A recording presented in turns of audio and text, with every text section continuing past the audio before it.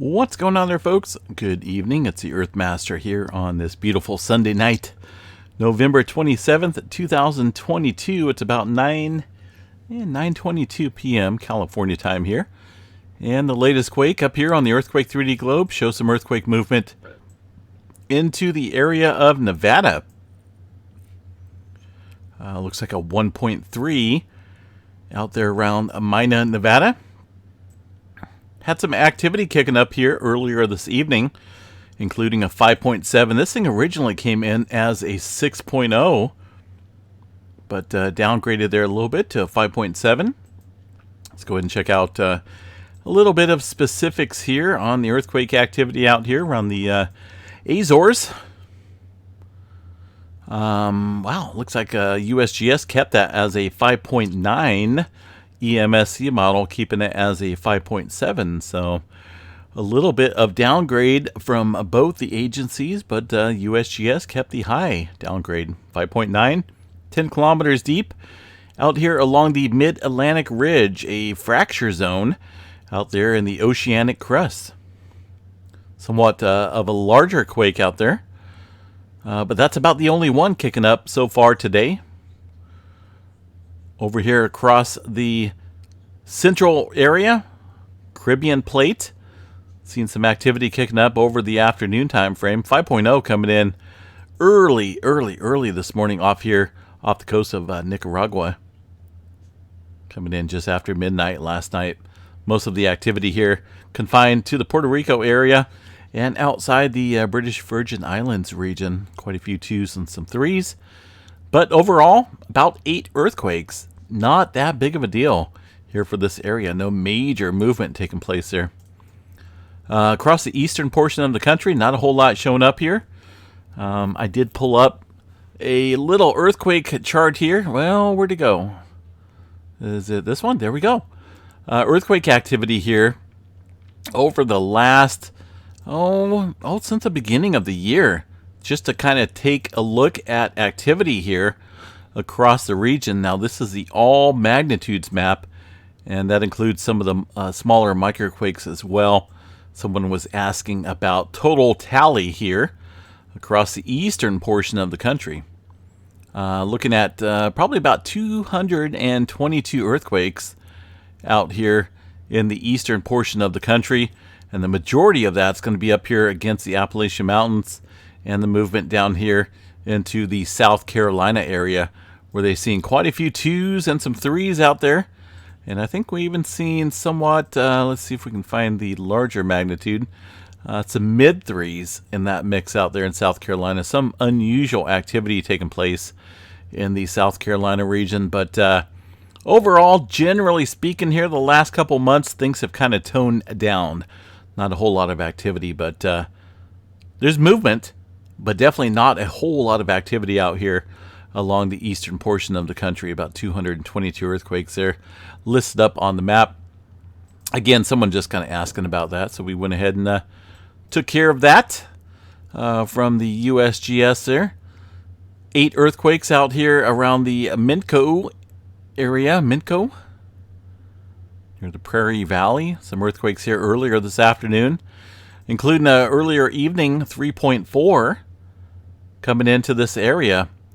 Now, this region's seen quite a bit of swarming here over the last 30 days. Let me show you the last 30 days of activity. We've seen 2 separate swarms here outside of Union City and down here to the southwest.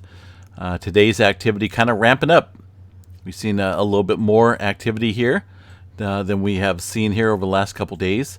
This region up here outside of Union City is has a lot of injection wells, wastewater injection wells, and pumping operations out here across the beautiful state of Oklahoma, and it's well within the oil fields of Oklahoma out here.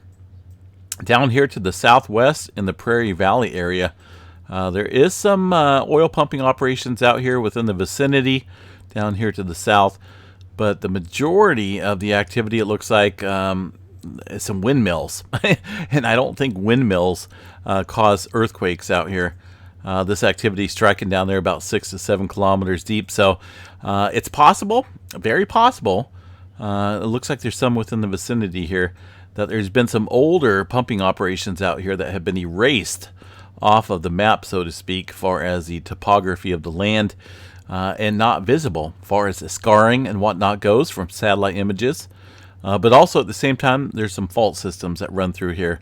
And the USGS here shows the hazard map. Back out here just a little bit.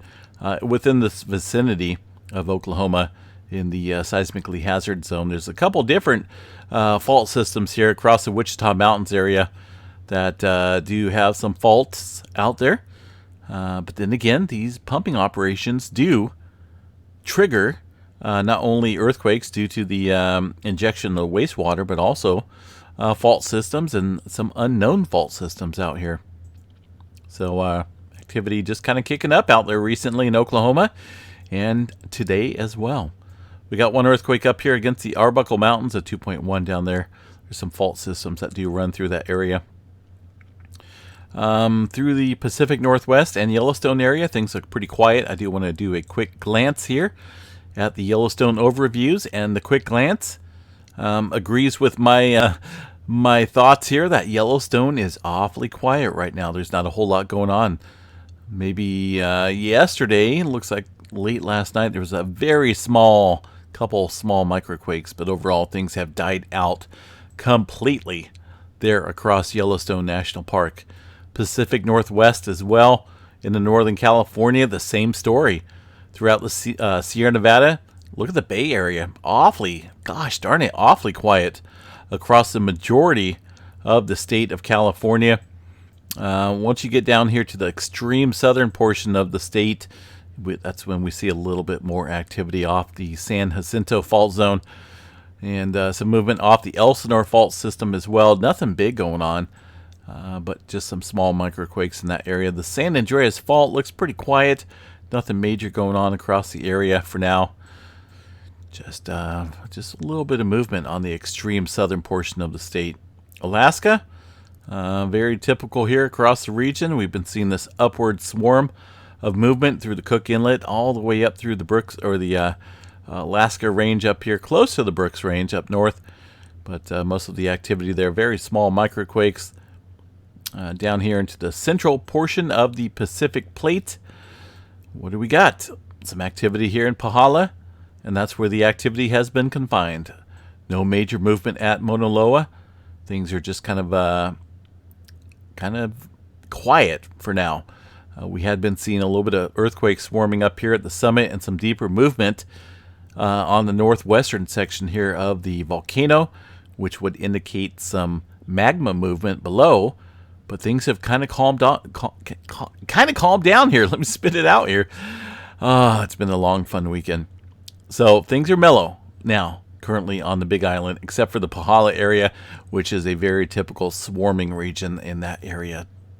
All right, over here across the western Pacific, we got one earthquake here, 4.3 off the coast of Taiwan, kind of up north, somewhat north towards the East China Sea. 263 kilometers deep, a super deep earthquake here into this portion of the trench. Off the coast of Japan up here, we did see some activity earlier this afternoon. It looks like a 4.6, almost 50 kilometers deep here into the Japan Trench area. Mariana Trench, much further south, seen some activity as well this afternoon. Looks like around noontime, 5.0. 10 kilometers deep. I'm still kind of watching this area, folks, for some potential movement. If you look at the bigger scheme of things right now, we're kind of neutral across the entire Pacific Plate. Got a couple earthquakes here, a couple earthquakes there. No major seismically noticeable areas as far as uptick and swarms go. But these areas around the Mariana Trench, northward into the Kuril-Kamchatka Trench, are some regions to watch closely. Across the Indonesia area, did see some activity as well, including a 4.9 outside the Vanuatu area, 206 kilometers deep. Some previous movement here along the Kermadec Trench. Still watching this area. It has been seeing a little bit of swarming, specifically in this area. Very shallow earthquake activity along the Kermadec Islands region. New Zealand. Let's see what we got. I'm going to go ahead and pull up the latest map here. Things look pretty quiet here across the area. There's some older movement quakes there from earlier. Yeah, looks like last night and maybe this morning time frame. And then that 4.9 outside of Vanuatu area. So things are kind of mellow there for the moment, for the time being, I should say. But looking out here on the Earthquake 3D globe, I guess we can say we're seeing a little bit of uptick here along the Peru-Chile Trench, the southern end. A very noticeable cluster here across the area of earthquakes. Now, those are all a bunch of 2s and 3s, but hey, they are earthquakes, and they are definitely noticeable there across the area. Let's see what the USGS is stating here. Well, of course, they only got one earthquake there outside of the Santiago, Chile area, coming in early this morning of 4.1. But notice that area definitely on the globe is seeing a pretty good uptick. So watch the South America area, considering all this divergent boundary earthquake activity here over the last 24 hours now. This is the spreading of the seafloor, the oceanic crust, and that type of environment will add further strain over here along the subduction areas on the eastern edge here of the Nazca plate. It's going to be this plate right here. All right, let's see what else is there. Southern California kind of lightened up a little bit there. That's about it, though. A couple different areas down there showing some very small microquakes. Let me see what we got for the seismograph readings. Not a whole lot showing up down there in Southern California right now. One little spike of an earthquake there at the Japan station, but that's a very small microquake within that area. All right, tremor along the Cascadia. There is none. There is nada. Zip zero showing up here across the region tonight. What does that mean? Well, it can only mean one thing, that there is no tremor. Pretty much the case there. Let's see what we got here for volcanic activity. We're going to check out a different volcano tonight.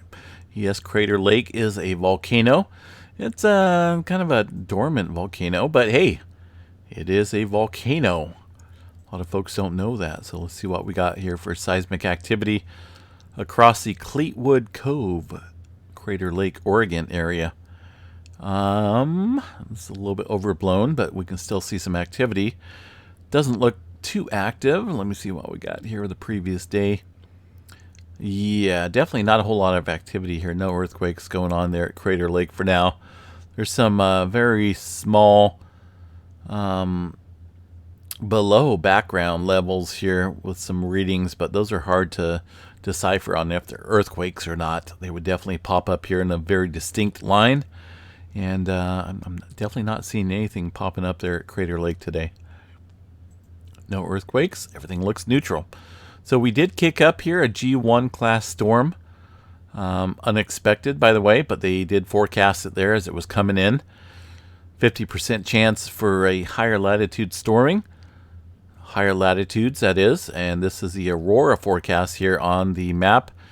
And if you're in this area, you know, it's might be good to watch if you're up there at the higher latitudes, that is. This goes back over the last 24 hours, it looks like. And things kind of kicked up there throughout the daytime here in the States on this side of the world. On the dark side there, things definitely ramped up.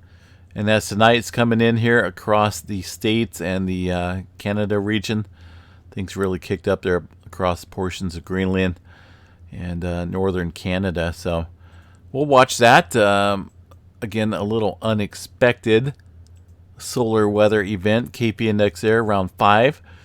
Let's see what these guys are stating here. Solar wind enhancements, including periods of the southward BZ, is stirring up geomagnetic activity at the higher latitudes. So when we got the interplanetary magnetic field there pointing south, that does allow a lot of solar wind stream to flow in and create some elevated conditions. So we did reach the G1 storm, which is a KP index of 5. So you can see that there on the graph And that's causing those conditions up there at the higher latitudes. If you're in Canada, you probably have a good shot. Maybe Alaska, northern Alaska as well. And it's hard to say exactly what that came from, but it's just got to do with the current solar wind stream flowing from the sun. There's not a whole lot of elevated conditions, but when we got the BZ component there tilting south, as noticed here on the red dots, kind of drifting away from this white line, away from the center point here, indicating that southward tilt. That does allow a lot of solar wind stream to flow in, even if it's not super, super powerful. Far as the solar flare threat goes, there's not a whole lot, folks. This sunspot right here is not looking. It's not looking promising. It's just there. It might as well not be there. The only thing it's going to look good for is maybe if you got a solar telescope, 3152 here, might be able to pick it up. But no major solar flare threat from that current region. There is a pretty dynamic coronal hole that is currently facing us. Now, this wind stream is not what is causing the conditions here tonight at the higher latitudes. It takes a little time for this high-speed solar wind stream to flow from the sun to Earth. It's not instant like we would see with the the solar flare activity and the conditions there that take place during that event. But the high-speed solar wind stream be here in a couple days, probably late Tuesday, Wednesday time period. It's pretty dynamic. There is a pretty nice-looking feature here, 51, and that should create a little bit of elevated conditions here later in the week. All right, folks, what else do we have? What else is there? Let me bounce off here real quick. See what we got. I am going to give a couple quick shout outs here to our members. We do have a member feature here on this channel, and that includes a couple, some videos, some extra videos and extra perks and whatnot for the members only. It's not an arm twister. You don't have to join, but for the folks that do join out here, we like to provide them with some, some extra features out there. Here's a quick glance here at our members currently. Our newest member here, Kathleen. We appreciate you very much. Joined about 4 days ago. David Roberts, Timothy, April, Maria, Clayton, Hurricane Heather rejoined here recently. So, if you just want to join there for a month and you're not happy, you're welcome to drop out. And if you want to rejoin, there's always that option. And it looks like YouTube recognizes those folks there for rejoining. Ray, thanks for checking in. Janice, Juno, James, Purple Bullet, Melanie Fisher, Kenneth, Mike, Sherry, Gary, Joycelyn, Rosemary Hill, Catherine, Kathy Doan, Dolores, Pamela, Judy, Lainey, Robbie82, Betty Kelly, Nancy Kozowski, Maria Park, John Didier, Debash Mode, of course, Joelle Kozowski, Alicia Stanford, Mike Delaney, Catherine Decker, Pamela, Ray, Hope and Feathers, Robert Kozowski, Robert Vogel. That's looks like they changed their name there. The Fly Lady, Jay Fuentes, 347, and Albert Sanchez, our longest member here. We've had these 5 members here, sustained members. Robert, 2 Roberts here, the Fly Lady, Jay Fuentes, and Albert Sanchez Jr., long-time members. So I am in the process here of adjusting the member level, and there'll be some special extra perks here and possibly some other prizes there for these longer-term members. The longer that you're a member here on the channel, the more likely you are to, be rewarded for that, kind of like a little perk program. So it's in the process. I'm not for certain if I'm going to get it out this year, maybe early next year, 2023. But again, man, it's almost December, so we only got a month left. So I'm going to get busy on that. But big shout out to all the members here on this channel. And of course, we do monthly drawings. And a new month is coming up, December. We'll get started on that probably about maybe the second week of December. We'll start announcing what we're going to be giving away. And then we'll normally do the drawing about mid-month. So we'll give away some more prizes there. Definitely looking forward to that. Alrighty, guys. Have a good night. Stay safe out there. And tomorrow is Monday. What's Monday gonna bring? What is it gonna bring? Good news, bad news? Hopefully good news. Got Thanksgiving over with. We got Christmas coming up. And a new year. Just a whole lot of excitement. Hey, at least it's not boring, right? Imagine a boring world. I don't know. Maybe that might be better. I don't know. Either way, have a good night, folks. We'll catch you guys a little bit later on. Stay safe out there.